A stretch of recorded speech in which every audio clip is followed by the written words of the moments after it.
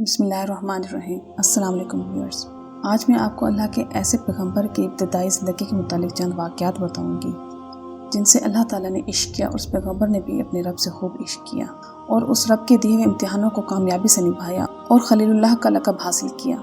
हज़रत इब्राहीम अलैहिस्सलाम साम बिन नूह की नस्ल से हैं। हज़रत नूह अलैहिस्सलाम के बाद हज़रत इब्राहीम अलैहिस्सलाम पहले नबी हैं जिनको अल्लाह ताला ने इस्लाम के आलमगीर दावत फैलाने के लिए मुकर्रर किया। हज़रत इब्राहीम अलैहिस्सलाम के वालिद का नाम तारिख और लक़ब आज़र था और वालदा का नाम बूना बिनते बताबन करसी था। हज़रत इब्राहीम अलैहिस्सलाम की कुनियत अबू ज़ीफ़ान यानी मेहमानों का बाप थी। आप अलैहिस्सलाम के पास मेहमान बहुत ज़्यादा आते थे और मेज़बानी करने में आप बहुत मशहूर थे, इसलिए आप अलैहिस्सलाम की कुनियत अबू ज़ीफ़ान मशहूर हुई। मौरख़ीन ने लिखा है कि जब तारिख की उम्र 75 साल हुई तो उनके यहाँ इब्राहीम अलैहिस्सलाम पैदा हुए, फिर नाहूर और हारान पैदा हुए और हारान के यहाँ लूत अलैहिस्सलाम पैदा हुए। अहले तारीख़ के नज़दीक हज़रत इब्राहीम अलैहिस्सलाम मंझले भाई थे और हारान अपने बाप की ज़िंदगी में इसी ज़मीन में फ़ौत हुए जिसमें उसकी पैदाइश हुई थी। ये कलदानियों की ज़मीन थी जिससे मुराद बाबुल शहर है जो कि मौजूदा इराक़ है। मौरख़ीन लिखते हैं कि हज़रत इब्राहीम अलैहिस्सलाम ने अपनी चाचाज़ाद बहन हज़रत सारा से शादी की। तारिख अपने बेटे इब्राहीम, सारा और पोते लूत बिन हारान को लेकर चले और उनको कलदानियों की सरजमीन से लाकर कनानियों के इलाके में आकर मकाम हरान में रिहाइश पजीर हुए और इसी दौर में कलदानियों का मकाम सुकूनत भी यही था। ये 7 सितारों की इबादत करते थे और दमिश्क शहर के आबाद करने वाले लोग भी इसी दीन की पैरवी करते थे। ये कई किस्म के अक़वाल व अफ़आल के साथ सितारों की पूजा करते थे। इसी वजह से दमिश्क के 7 दरवाज़ों में हर दरवाजे पर एक सितारे का हैकल बनाकर नस्ब किया गया था। वहाँ ईदेन मनाते और कुर्बानियाँ भी इनके पास करते थे। इसी तरह अहले हरान भी सितारों और बुतों की परस्तिश करते थे। सिवाय हज़रत इब्राहीम और आपकी अहली हज़रत सारा और हज़रत लूत अलैहिस्सलाम के सब लोग अल्लाह ताला की ज़ात के मुनकर थे। हज़रत इब्राहीम अलैहिस्सलाम का किस्सा कुरान मजीद में 73 मकामात पर बयान हुआ है। ये 73 मकामात 25 सूरतों में हैं। ये बात हज़रत इब्राहीम अलैहिस्सलाम के बुलंद मर्तबत होने पर दलालत करती है। अल्लाह ताला इरशाद फरमाते हैं, और रात और दिन और सूरज और चाँद इसकी निशानियों में से हैं। तुम लोग ना तो सूरज को सजदा करो और ना चाँद को, बल्कि खुदा ही को सजदा करो जिसने इन चीज़ों को पैदा किया है, अगर तुम उसकी इबादत करना चाहते हो। इसीलिए अल्लाह ताला ने इब्राहीम अलैहिस्सलाम के मुतालिक फरमाया कि और हमने इस तरह इब्राहीम को आसमान और ज़मीन के अजाइबात दिखाए ताकि वो खूब यकीन करने वालों में से हो जाएं। इस आयत में इस बात की तरफ इशारा है जब अल्लाह ताला ने ज़मीन और आसमान के पर्दे कुछ वक्त के लिए हज़रत इब्राहीम अलैहिस्सलाम के लिए हटा दिए थे। जब रात ने उनको पर्दा तारीकी में ढांप लिया तो आसमान में एक ज़्यादा चमकते हुए सितारे पर नज़र पड़ी तो कहने लगे, ये मेरा परवरदिगार है। जब वो गायब हो गया तो कहने लगे, मुझे गायब हो जाने वाले पसंद नहीं। फिर जब चाँद को देखा कि वो चमक रहा है तो कहने लगे, ये मेरा परवरदिगार है। लेकिन जब वो छुप गया तो बोल उठे कि अगर मेरा परवरदिगार मुझे सीधा रास्ता नहीं दिखाएगा तो मैं उन लोगों में से हो जाऊंगा जो भटक रहे हैं। फिर जब सूरज को देखा कि जगमगा रहा है तो कहने लगे, ये मेरा परवरदिगार है। मगर जब वो भी गरूब हो गया तो कहने लगे, ये तो गफलत का शिकार हो गया, खुदा तो ऐसा नहीं हो सकता। लोगों, जिन चीज़ों को तुम खुदा का शरीक बनाते हो मैं उनसे बेजार हूँ। उन्होंने ये सब बातें अपनी कौम को इस ज़ात की तरफ मुतवज्जा करने के लिए की जिसने आसमानों और ज़मीनों को पैदा किया है।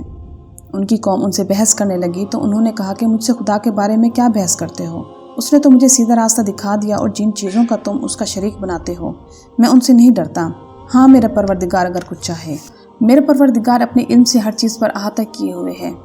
आपने उनको बताया कि ये नज़र आने वाले रोशन सितारे इबादत के लायक नहीं। वो कभी तुलू होते हैं, कभी गुरूब होते हैं और अल्लाह ताला से कोई चीज़ गायब नहीं हो सकती और कोई चीज़ उससे मख्फी नहीं रह सकती। अल्लाह ताला की ज़ात हमेशा बाकी रह जाने वाली है। उसकी ज़ात को ज़वाल नहीं, वो अकेला माबूद है। इसी तरह जब वो अपने बाप और अपनी कौम को बुतों की पूजा करते देखते तो कहते, क्या ये मूर्तियाँ तुम्हें कोई नफ़ा या नुकसान पहुँचा सकती हैं? जबकि ये तो खुद को भी किसी किस्म का नफ़ा या नुकसान नहीं पहुँचा सकती। तो वो कहते कि हमने अपने बाप दादा को इनकी परस्तिश करते देखा है। तो इब्राहीम अलैहिस्सलाम ने कहा, तुम भी और तुम्हारे बाप दादा भी सरी गुमराही पर हैं। हज़रत इब्राहीम अलैहिस्सलाम की कौम एक त्यौहार मनाती थी और सब के सब शहर के बाहर चले जाते थे। और जब इब्राहीम अलैहिस्सलाम के वालिद ने उनको साथ चलने को कहा तो सितारों को देखकर फरमाया कि मैं बीमार हूँ। तो वो उनको छोड़कर त्यौहार मनाने चले गए। जब उनकी कौम के लोग त्यौहार मनाने गए तो इब्राहीम अलैहिस्सलाम शहर में ठहरे रहे। तो इब्राहीम अलैहिस्सलाम उनके बुतों की तरफ मुतवज्जा हुए कि पोशीदा तौर पर तेज़ी से उन बुतों की तरफ गए तो वो बहुत खूबसूरत हालत में थे कि उनके आगे बहुत से किस्म किस्म के खाने उनके तकर्रुब के लिए रखे हुए थे। तो आप अलैहिस्सलाम ने उनकी तौहीन और मजाक के अंदाज में उनसे कहने लगे, क्या तुम उनको खाते नहीं हो? और तुम्हें क्या है कि तुम बोलते क्यों नहीं हो? बस दाएं हाथ से उनको मारने के लिए पल पड़े। इन तमाम बुतों को टुकड़े टुकड़े कर दिया मगर उनके बड़े बुत को छोड़ दिया और अपना हथौड़ा उस बुत के कांधे पर लटका दिया। گویا ان کا اس بات کی طرف اشارہ تھا کہ اس بڑے بت کو غیرت آ گئی کہ میرے ہوتے ہوئے بھی ان چھوٹوں کی پرستش ہو رہی ہے۔ جب وہ لوگ اپنے تہوار سے واپس آئے اور دیکھا کہ ان کے معبودوں کا برا حشر ہو گیا ہے تو کہنے لگے کہ ہمارے معبودوں کے ساتھ یہ حشر کس نے کیا ہے؟ بے شک وہ بڑا ظالم ہے۔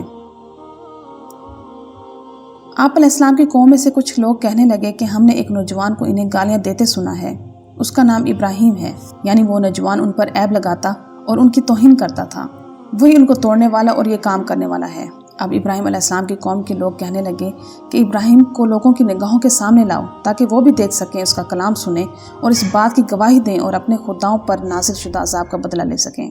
جب ابراہیم علیہ السلام کی قوم کے سب لوگ اکٹھے ہو گئے اور اپنے پروگرام کے مطابق حضرت ابراہیم علیہ السلام کو لے آئے تو کہنے لگے اے ابراہیم، یہ کام تم نے کیا ہے ہمارے بتوں کے ساتھ؟ تو آپ علیہ السلام نے فرمایا یہ کام ان کے اس بڑے نے کیا ہے۔ حضرت قتادہ رحمۃ اللہ علیہ اس کی تفسیر میں فرماتے ہیں کہ وہ حیران ہوئے، برائی کی طرف مائل ہونے لگے اور اپنے سر جھکا لیے اور کہنے لگے تجھے خوب معلوم ہے کہ یہ کلام نہیں کرتے، یعنی اے ابراہیم تجھے خود معلوم ہے کہ یہ بات نہیں کر سکتے، پھر تو ہمیں ان سے سوال کرنے کا حکم کیوں دے رہا ہے؟ تو اسی وقت حضرت ابراہیم علیہ السلام نے اپنی قوم سے فرمایا کیا تم اللہ کے سوا ایسے معبودوں کی عبادت کرتے ہو جو تمہیں نفع نقصان کا اختیار نہیں رکھتے؟ تو اسی وقت حضرت ابراہیم علیہ السلام نے اپنی قوم سے فرمایا کیا تم اللہ کے سوا ایسے معبودوں کی عبادت کرتے ہو جو تمہارے نفع نقصان کا اختیار نہیں رکھتے؟ خود ہی اپنے ہاتھ سے انہیں اپنی مرضی سے تراشتے ہو اور پھر انہیں کی عبادت کرتے ہو۔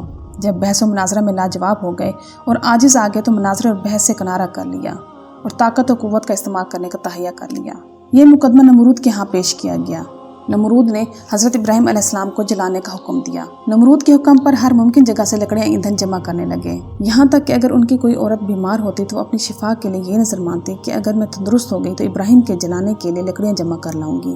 پھر انہوں نے ایک بہت بڑا گڑھا تیار کیا اور اس میں وہ جمع شدہ ایندھن ڈال دیا اور آگ لگا دی۔ آگ بھڑک اٹھی اور اس کے شعلے شرارے بلند ہونے لگے، اتنی بڑی آگ کبھی نہیں دیکھی گئی۔ پھر انہوں نے ابراہیم علیہ السلام کو ایک منجنیق میں بٹھا دیا، اس کو بنانے والا ہیزن نامی ایک شخص تھا اور یہ پہلا آدمی تھا، اس کو اللہ تعالیٰ نے زمین میں دھنسا دیا اور قیامت کے دن تک زمین میں دھنستا چلا جائے گا۔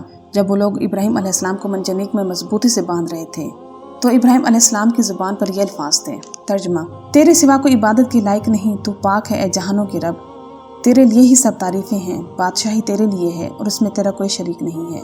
اور جب قوم نے ابراہیم علیہ السلام کو باندھ کر منجنیق کے پلڑے میں رکھ کر آگ میں پھینک دیا تو آپ علیہ السلام نے کہا حسبنا اللہ و نعم الوکیل، ہمیں اللہ ہی کافی ہے اور وہ اچھا کارساز ہے۔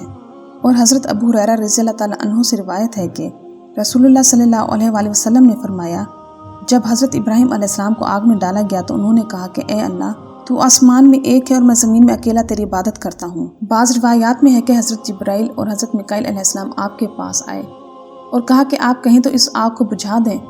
آپ علیہ السلام نے کہا کہ اگر تم اپنی مرضی سے آئے ہو تو لوٹ جاؤ، اور اگر اللہ نے تمہیں بھیجا ہے تو اس کا حکم بجا لاؤ۔ اور اللہ کا حکم آگ کی طرف جلدی پہنچا۔ قلنا یا نار کونی بردا و سلاما علی ابراہیم، ہم نے کہا اے آگ ابراہیم پر ٹھنڈی اور سلامتی والی بن جا۔ حضرت ابن عباس اور ابو العالیہ رحمۃ اللہ علیہ فرماتے ہیں کہ اگر اللہ تعالیٰ وسلاما علی ابراہیم نہ فرماتے تو آگ کی ٹھنڈک ابراہیم علیہ السلام کو تکلیف پہنچ جاتی۔ حضرت کعب احبار فرماتے ہیں کہ اس دن لوگوں نے آگ سے کوئی فائدہ نہیں اٹھایا اور آگ نے ابراہیم علیہ السلام کی صرف رسیاں جلا دیں۔ آپ علیہ السلام کے ساتھ سائے کا نگران فرشتہ بھی تھا۔